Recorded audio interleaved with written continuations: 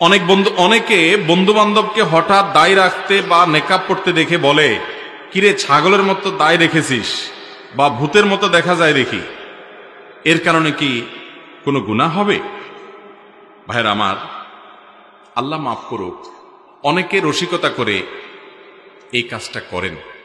এতে শুধু গুনাহ হওয়ার ব্যাপার না, এতে পরিষ্কারভাবে ঈমানটা নষ্ট হয়ে যাবে। আপনি দাড়ি রাখেন নাই, এর কারণে আপনার ঈমান যাবে না ভাই। আপনি নামাজ পড়তে অবহেলা করেন, আপনার ঈমান এক কথা চলে যাবে না ভাই।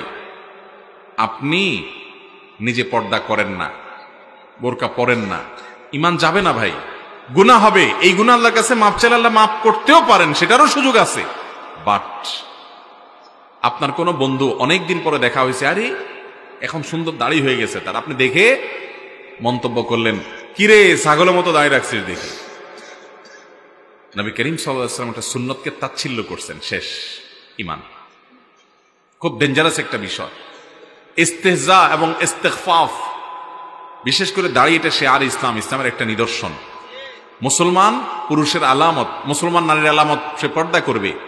এগুলো নিয়ে আপনি ঠাট্টা বিদ্রুপ করবেন, ব্যঙ্গ বিদ্রুপ করবেন। পৃথিবীতে আমার জানা নাই কোনো আলেমের দ্বিমত আছে যে এই লোক বেঈমান হবে, সাথে সাথে কাফের হবে, ইসলাম থেকে খারিজ হবে, তার ঈমান নষ্ট হয়ে যাবে এবং সে